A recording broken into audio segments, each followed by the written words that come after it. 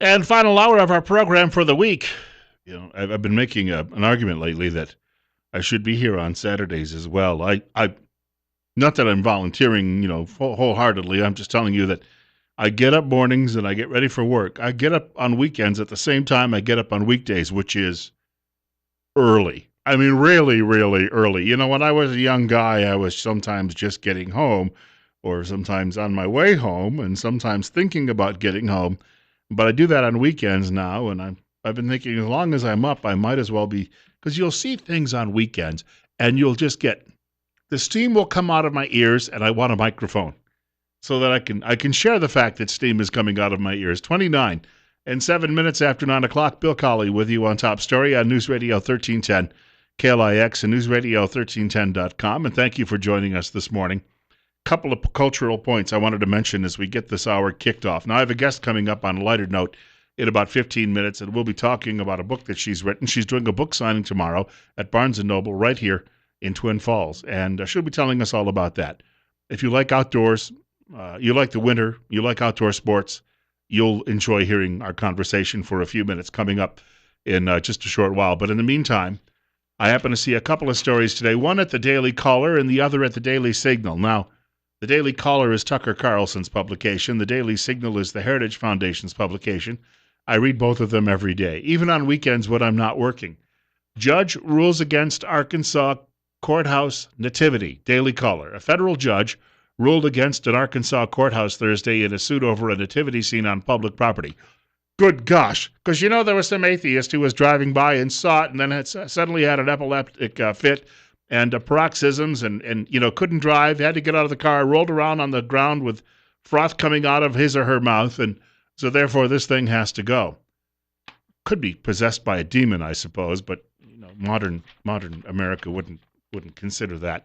U.S. District Judge Timothy L. Brooks said Baxter County must either remove the nativity or, quote, create a public forum on the courthouse grounds for a seasonal display open to persons of all faiths as well as of no faith at all, without discrimination on the basis of viewpoint, unquote. Got to be another Clinton federal judge appointee, right? The lawsuit began with the American Humanist Association. American Humanist Association. All right, I'm sorry, but you see these names and you just wonder what these meetings are like that these people hold. Filed suit in December of 2014. A private resident had put the nativity on the public property, so it wasn't the government, but locals in 2013 had been denied when they asked to put a, quote, happy solstice, unquote, sign near the nativity, so the lawsuit called that a double standard.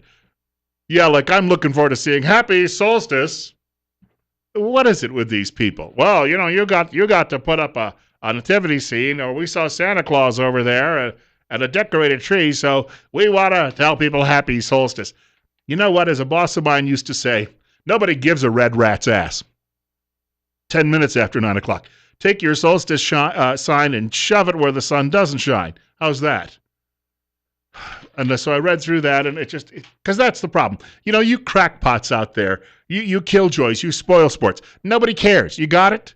Nobody cares. If you want to go to your American Humanist Society meeting, or your devil meeting, or your whatever you call it, or the ACLU meeting, fine, you go do that, but you leave the rest of us alone. We're sick and tired of this. You know what? This country was founded on religious freedom.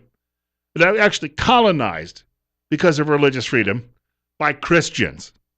Now, I don't care if it hurts your feelings or not, and I realize people saying, yeah, but now you've got to respect everybody else's. Look, there's got to be 750 religions probably all vying in America right now for that type of attention. A couple of them might be legitimate. The rest of them, they're all made up by fruitcakes. You know it, and I know it. Whether it hurts their feelings or not, you know it, and I know it, and that's the truth. The Daily Signal has this. In this Mississippi town, residents are fighting atheist organization calling for removal of Christmas display. In one Mississippi town, residents are fighting back after an atheist organization requested that a Christmas display in their city be removed, organizing a show of support for the display. Quote, I just feel like Christians lose a lot nowadays because we're too polite, unquote, said Andrea Kirkley, a resident of Collins and a stay-at-home mom. Quote, I'm tired of seeing Christians get pushed down. We're not pushing our faith on anybody, unquote. Yeah, you drive by, you see it. So what? If it bothers you that much, Go away. They've got other countries for you kind of kooky people. Kirkley, one of the event organizers, told the Daily Signal in an interview that individuals, businesses, and the Chamber of Commerce, quote, created something for the community to enjoy, unquote. So again, it's not the city itself. And we've got more on this story. The city of Collins does not own or maintain the displays. These are set up in a public park. So it's the Chamber of Commerce along with some local folks who put them together. You know, you devil worshippers, you know what? The fact that you're all going to burn in hell should be enough of a concern for you already. You better be worried about that instead of worrying about seeing somebody put up a krish and or driving by a church and suddenly being seized by some sort of demon that's working inside you. I am just absolutely sick to death about all of this. We've got to make a few choices in this country. Are we going to continue down the communist la land path, or are we going to actually get our country back and our old traditions back? Because our culture is hugely important to us. And the fact of the matter is, these people are looking to just wipe it away because they think they're going to be able to establish their own culture, whether it be devil worship or communism. And I'm being redundant when I say that. But that's what we're primarily dealing with in this country right now. 913. Now, the people in Mississippi are apparently defiant. The people in Arkansas apparently are going to go along with the court. I've said it before. If you want to maintain your old traditions, you have every right to do it. Now, I used to live in a mid-sized city in America, and I worked there many, many years, and it was great. On one big area, they had a place called Clinton Square, and that's where the city would put a giant tree. They're probably calling it a holiday tree now because there's a liberal lesbian. She's been elected mayor of the city, so it's probably no longer a Christmas tree. It's probably a holiday tree. And then on the other side of the main drag was another square called Hanover Square, and that's where the menorah was. Nobody was unhappy. And that was just 20 years ago. I bet if you go back there now, it's the holiday tree, and the menorah's probably got to be surrounded by, the religions that, worship stuffed dogs and the like. And you've got more and more of those fruitcakes coming out. And this is not about saying that, it makes me uncomfortable and you're respecting one religion over another. That's baloney. I cleaned that up just a little bit. It's about basically sticking your elbow into somebody else's face. And that's what they enjoy doing it. Well, all right, you know what? Stick an elbow back in their face. Again, the people in Mississippi standing up. Here's the thing. When someone comes along and the court says you can't do that, somebody someday is going to become a huge national hero because they'll say to the court, sorry, I'm ignoring you. In other words, I'm going to nullify what you're telling me. If they can nullify immigration laws in 350 cities around the country, San Francisco primarily being the one that we talk about the most, if you can nullify those laws, we're going to nullify any court decision. Then if the court says, well, we're going to come in and force you to do it, you and whose army?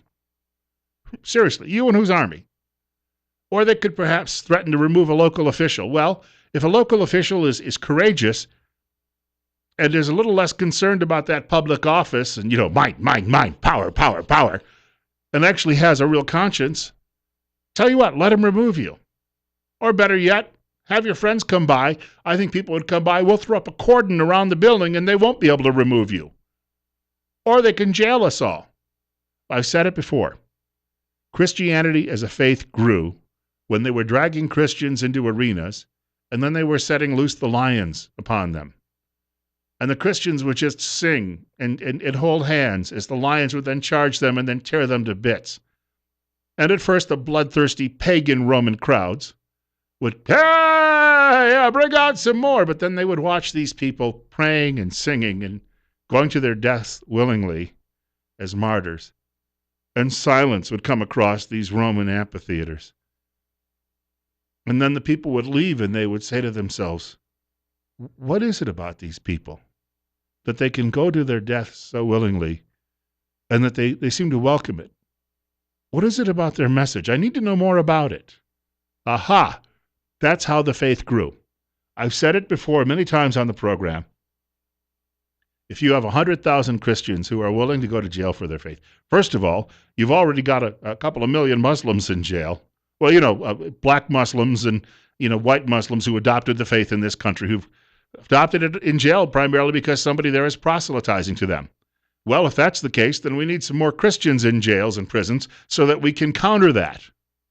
And maybe the way to do that is to stand up to these bullies, these ogres who are trying to tell us we have to surrender our culture so they can pave over it and come up with a new pagan culture that they like. That's what we have to do.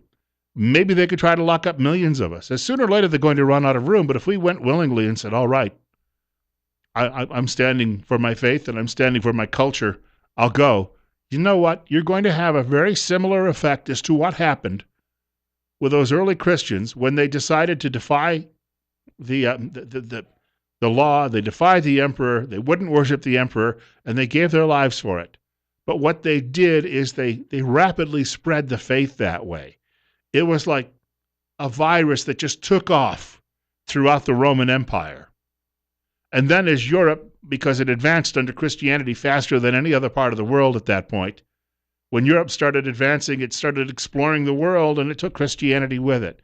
Well, that's evangelization, right? I mean, you know, we need to do that today. And the way to do that simply is to draw a line and say, all right, this is what we stand for, and this is what we're willing to sacrifice. And when you do that, you are going to make a heck of an impression on a culture that is increasingly pagan, and you may start drawing them back. Maybe dribs and drabs at first, but you'll start getting respect. When they locked up Kim Davis, I said on the air that we should have thousands of Kim Davises in jail. It was unfortunate. She wanted to get out. I don't blame her. Not everybody wants to be a martyr. But if she had stayed there, if she had said, no, I'm going to stay here, we would today have people rallying around her by the tens of thousands, hundreds of thousands, by the millions for that very reason. We might have a new great awakening. That's exactly what we need. Coming up on 20 minutes after 9 o'clock, Bill Colley with you on Top Story on News Radio 1310, KLIX and newsradio1310.com. It's 30. We have a writer joining us in just a few minutes. She has written a new book. She'll be sharing some details about that book with us. It is Idaho-centric. It is winter-centric, to my knowledge, anyway. She'll correct me if I'm wrong, I'm sure. Women do that to me all the time. And it's about some of the winter sports that we enjoy here and what really makes Idaho a special place. And she's having a book signing tomorrow at Barnes & Noble right here in Twin Falls. That's on the way in just a short while. 31, our warm temperature so far for the day. No, strike that, 32.